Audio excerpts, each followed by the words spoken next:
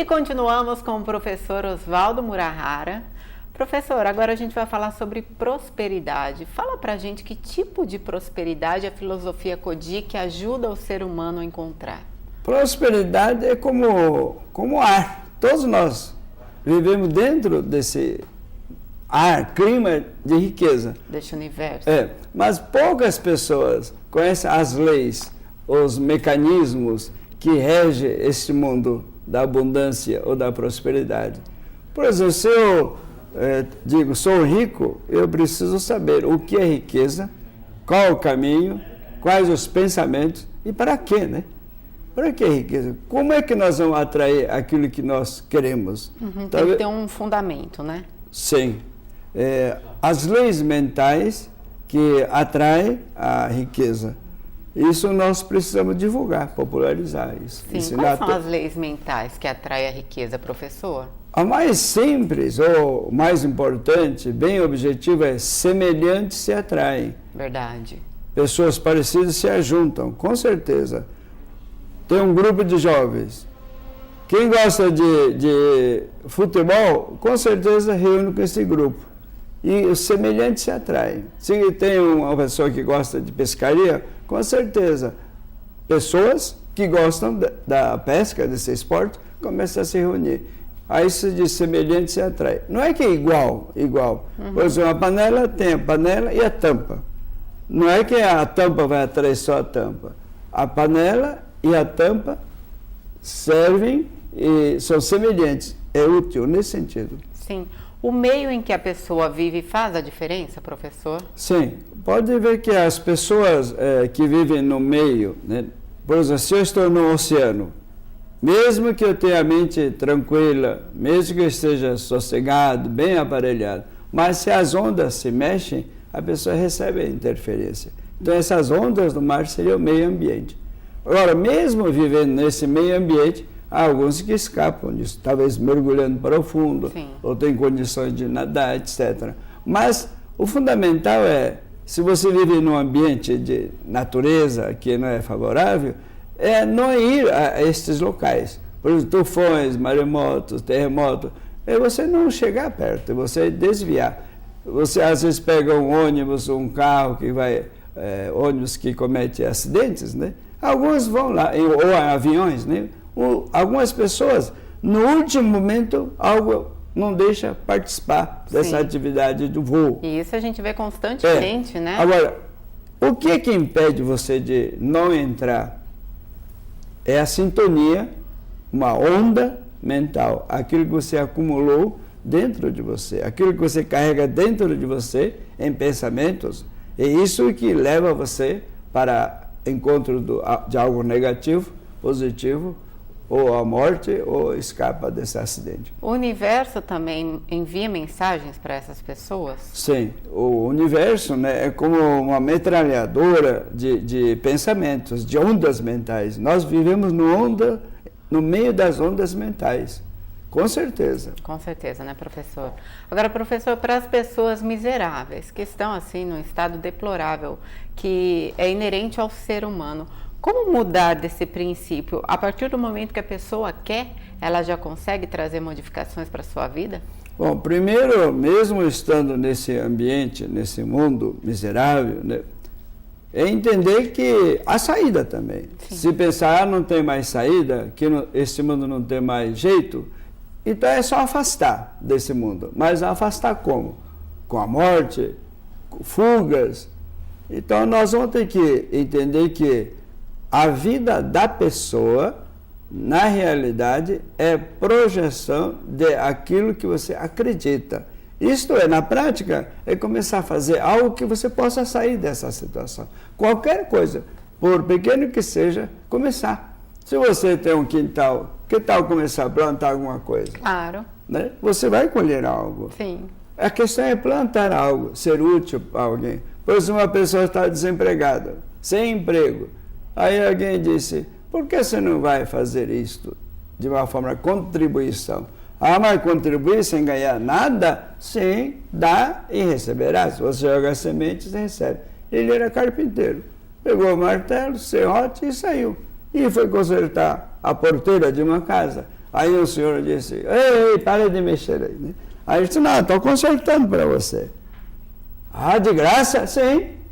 Aí ele disse, não, eu preciso de um carpinteiro. Eu quero te empregar. E achou um trabalho. Um emprego. Uhum, então, é começar a fazer algo, desde que seja algo pequeno, mas comece a ser útil a alguém. Aqui está o caminho do início da prosperidade. É verdade, olha só, gente, um ensinamento, né? Ô, professor, conta pra gente o que a filosofia Kojiki pensa sobre a morte. A morte é assim, quando você morre, nasce algo.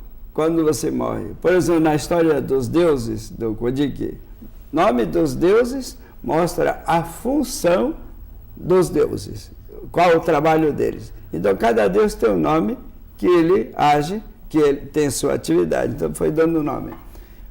Deus do trabalho, o que é isso?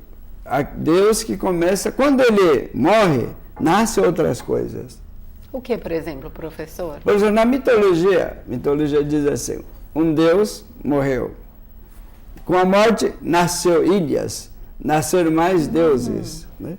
Não é morte, só liquidar o corpo. Sim. Muda de funções. O universo continua. Continua, então. porque o universo é criatividade infinita. O mundo de Deus, o paraíso, o reino de Deus, o mundo das ideias, né? A fonte de todas as coisas é uma criatividade infinita, não é infinito. Quando o homem vê o mundo dessa forma e se tem esses conceitos, ele começa a criar algo, ele começa a criar, começa a fazer as coisas, não é limitado. Não é só, eu tenho um emprego, consegui um trabalho, é aqui que eu vou viver. Sim. Você vai ter que produzir mais. Claro. Além, mais coisas. Né? Sempre, né, professor? A crença de que existe o infinito dentro de você é que produz a riqueza. Sim, olha, gente, viram só?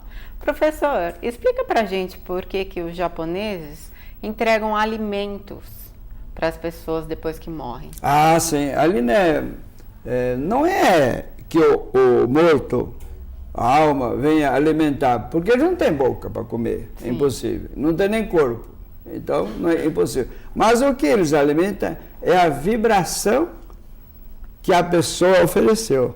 Pois algum descendente oferece uma fruta, algo que eles gostavam, para que então, ondas... Independente do alimento, é algo que a pessoa gostou. Sim. O ocidental também, ou não japonês também, vai ao cemitério, eu já vi levando flores, né? Sim. Será que eles, os mortos vão ver a flor? Também não, né? Mas não vai cheirar, não tem perfume para ele, nariz, né? Para perceber. Mas sente a vibração, o amor de quem mostrou esse respeito. Né? Claro. Não há necessidade de apego, né? Por exemplo, sem apego material, né, professor? Por exemplo, levam, às vezes, as colocam, tem um cemitério aqui, aí coloca bala doce, né? Aí as crianças ficam de olho, né? Então, o espírito não vai ficar de olho como a criança, mas percebe aquele respeito, a vibração. Sim. Professor, conta aquela história que você estava me contando sobre o samurai. Ah, o samurai? Isso, explica primeiro para o pessoal que está assistindo o que é ser um samurai. Os jovens gostam muito de samurai. Sim. Os jovens. Eles falam de samurai, colocam um pedaço de bambu, compram um tipo de espadas e brincam. Mas samurai é aquele que dá vida ao outro. Se um feudo, um senhor, diz, eu reconheço você, você é homem de valor, esse samurai diz, a partir de agora, a minha vida pertence a você. O que é preciso para ser um homem de valor para o samurai?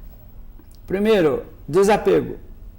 Não é trabalhar para egocêntrico, para desejar ou para realizar o seu ego. Não é. É como é que eu vou servir, ser útil. A minha vida, ser útil ao próximo, à humanidade. Esse é o princípio fundamental. Não pode ter ego. Samurais, na verdade, não brigam.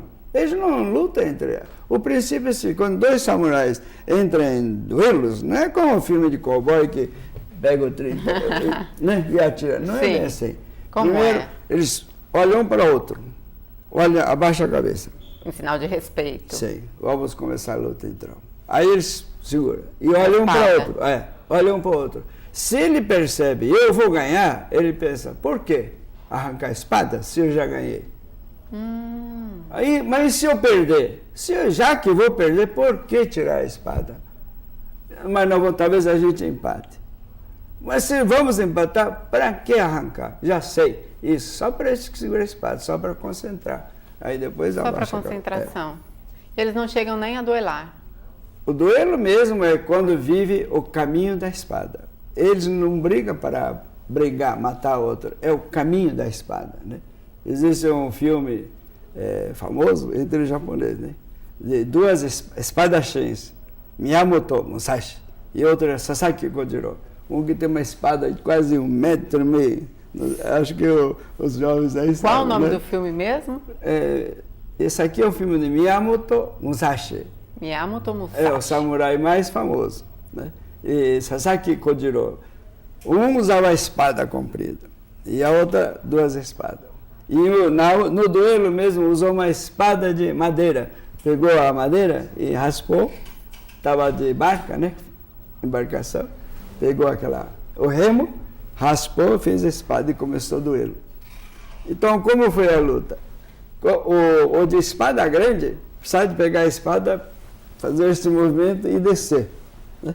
Sim. Agora, o da espada de madeira, ele só ficou aqui, ó. Quando ele levantou, ficou um vazio aqui, ele só fez assim. E atingiu. Atingiu. Um queria puxar a espada grande para descer, e outro só. Então, mostra a vida, né? O duelo da vida. Não há necessidade de você dar tanta volta, vai direto nas coisas. Vai direto no assunto. Olha só, gente, mais um ensinamento. Professor, só para finalizar, o tempo é bem curto mesmo, mas uma mensagem para o pessoal que está em casa. Você acha que a gente ainda deve continuar acreditando no ser humano? Sim. Dentro do ser humano existe Deus, o amor. O ser humano não está perdido. Com certeza, no último momento, ele vai despertar para o amor. Também acredito nisso, professor. Professor Oswaldo Murahara, pela primeira vez na televisão brasileira, a gente falamos sobre a filosofia Kojiki. Eu tenho uma honra imensa, viu, que o professor apresentou esse tema aqui e, claro, dele estar aqui presente no nosso programa. Professor, é uma honra recebê-lo, viu? Você é a melhor entrevistadora, parabéns. Obrigado. Professor, é uma honra, viu, recebê-lo. Agradeço do fundo do meu coração. Obrigada. E a gente vai para um rápido intervalo. Peço que vocês não saiam daí, não. Espera, o intervalo é curtinho, viu?